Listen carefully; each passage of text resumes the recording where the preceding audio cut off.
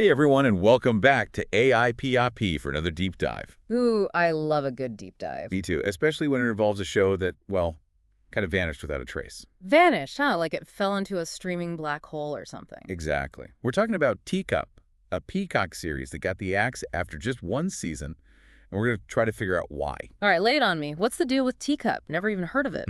Yeah, that's the thing. It had this creepy premise, filmed right here in Georgia, even had some big names involved, but it just disappeared. Sounds intriguing.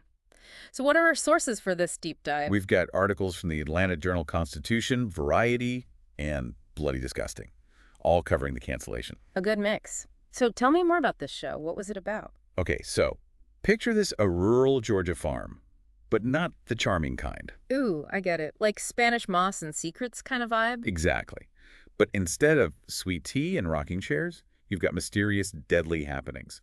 Think Southern Gothic Stranger Things, but maybe a bit slower paced. Stranger Things with a Southern twist, huh? I like it. And just like Stranger Things, Teacup was actually based on a novel, Oh, really? Which one? Stinger, by Robert R. McCammon. Now, adapting a book for TV can be tricky. You've got that right. Especially when it comes to pacing. You gotta keep that audience hooked. And that's where things get interesting. Because the reviews for Teacup were all over the place. Really? What were people saying? Well, the critics seem to dig it. Over on Rotten Tomatoes, it's sitting at a pretty respectable 77%. But the audience scores, those were a bit lower, around 70%. Okay, so a little bit of a divide there. What about Metacritic? Even more divided there. Critics gave it a 54, but the viewers, they only gave it a 6.3. Wild, right? Yeah, that's a pretty big gap. Yeah. What do you think caused that discrepancy? Were the critics seeing something the general audience wasn't? It's a great question, and honestly, I'm not sure. Maybe they were more forgiving of the show's slow burn style, or maybe they were just more into the source material. Could be. And of course, there's the whole mystery of Peacock's viewership data. Right? Streaming services are so secretive about their numbers, it's like trying to crack a code. It's true. They hold all the cards. So we'll probably never know for sure if Teacup was a true flop or if it just had a smaller, more dedicated audience that Peacock wasn't seeing. And here's another layer to this mystery. Peacock released another horror series, Hysteria, around the same time as Teacup. And guess what? It was also filmed in Atlanta. No way. 2 Atlanta-filmed horror shows battling it out on Peacock. This is getting juicy. Right. Now, Hysteria has a totally different vibe, more 80s slasher. But it got better reviews, and it's still waiting to hear about a second season. So one Atlanta horror show thrives while the other gets canceled. Makes you wonder what separates the hits from the misses in the streaming world. It really does. Especially when you consider that Teacup's executive producer, James Wan, is still working with Peacock on other projects. Wait, James Wan, as in the guy behind The Conjuring and Saw, that's a pretty big deal. It is. So one cancellation doesn't always mean the end of a creative partnership, huh? Seems like there's more to this story than meets the eye.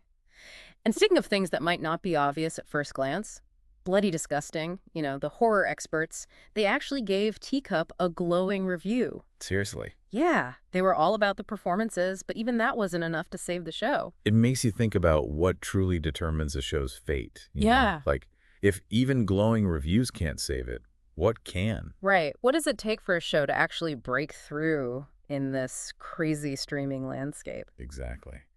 And if you're enjoying this deep dive into the world of canceled TV, don't forget to hit that like button and subscribe to AIPIP for more insightful discussions like this one. Absolutely. And you know what else is interesting about Teacup? The producers actually decided to create their own storylines. Oh, so it wasn't a straight adaptation of Stinger. Nope.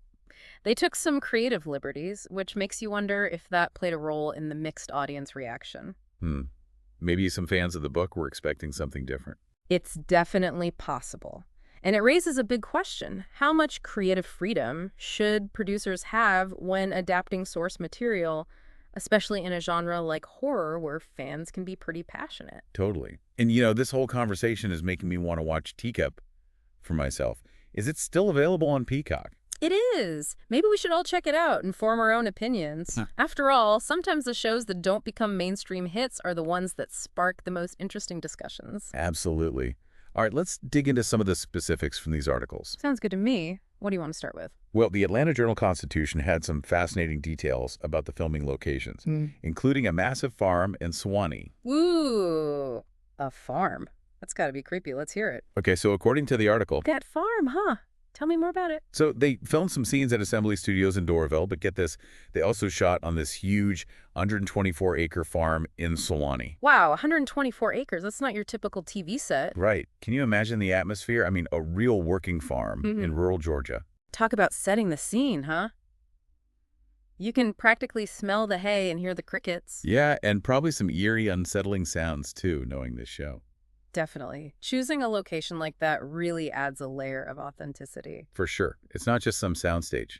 It's a real place with a history. It makes you wonder if the location itself, maybe even seeped into the show's vibe a little. Yeah, like maybe some of that Southern Gothic spookiness was already baked into the farm itself. Makes you think, huh? It does. But okay, let's get back to those mixed audience reviews for a sec. What did people actually find lacking? Beyond the whole pacing thing. Well, some viewers felt that the show just didn't have enough scares. Really? Even with James Wan at the helm? Yeah, they were expecting more, more jump scares, more gore. They wanted to be terrified. Oh, I see. Like they wanted more of a straight-up horror flick. Exactly. Less atmosphere, more action, if you will. Interesting. So it sounds like Teacup was maybe a bit too subtle for some viewers. Maybe. But then again, you had other viewers who loved that very thing about the show. Right, the whole slow burn psychological suspense. Exactly. They were all about the mood, the dread. They wanted to feel that creeping sense of unease, the kind that stays with you even after the episode's over. Ooh, I like that kind of horror. Me too. It's like the difference between a quick jolt and a lingering chill. Totally. And some viewers even compared Teacup to classic horror films like The Shining and Rosemary's Baby. Ah, those are good ones. Psychological horror at its finest. Right, so it seems like Teacup really was one of those loved or hated shows. It does, doesn't it? Which, brings up an interesting question. What's that? Do shows even need to appeal to everyone to be considered successful these days? That is a good question.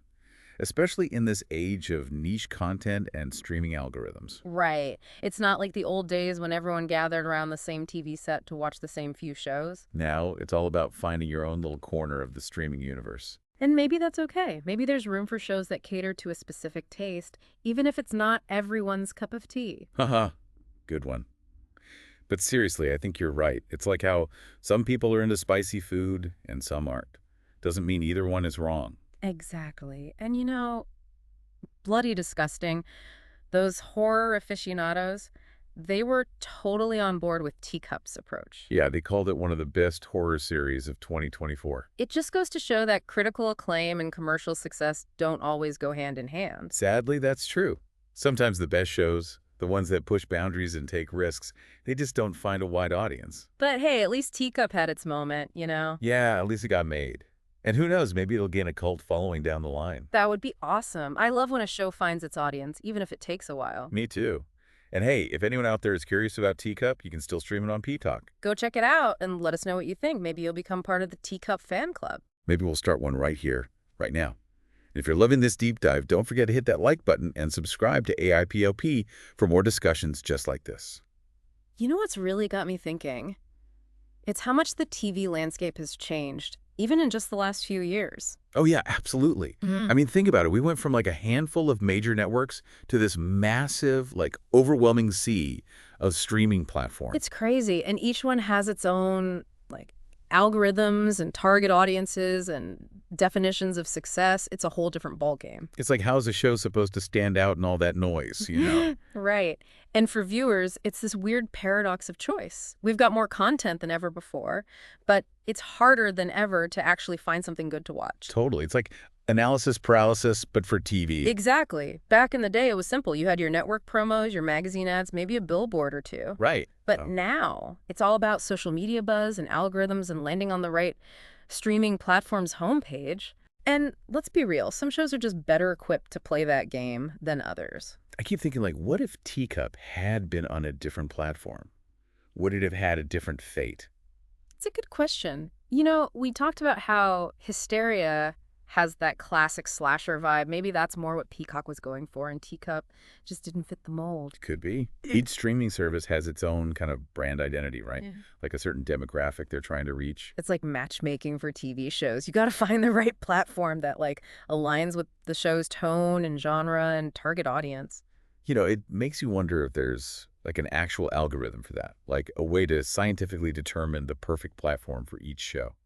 Maybe there is, or maybe there should be. But, even with the perfect platform, I still think there's an element of luck involved. Yeah, timing is everything. Absolutely. So maybe Teacup was just a victim of bad timing, or maybe it was just ahead of its time.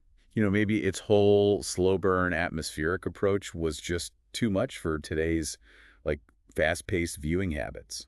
It's hard to say for sure, but I think that's what I love about these deep dives. We get to explore all the angles, weigh the evidence. Yeah. Even if we don't come up with any definitive answers, it's still fun to think about. Totally. And it makes you appreciate, like, the creative effort that goes into making these shows, even the ones that don't become huge hits. Okay, but real talk? Has anyone out there actually seen Teacup? Hit us up in the comments and let us know. Yes.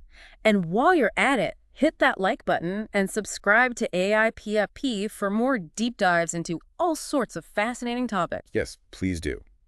So, final verdict time. Is Teacup worth checking out? I mean, it only lasted one season, but I think it's a yes for me. Me too. If you're a fan of, like, this low-burn horror, strong performances, that kind of thing, definitely give it a shot. It's definitely a unique viewing experience. And hey, maybe you'll become one of those passionate fans who champion the show's revival. Stranger things have happened, right? Never underestimate the power of fandom.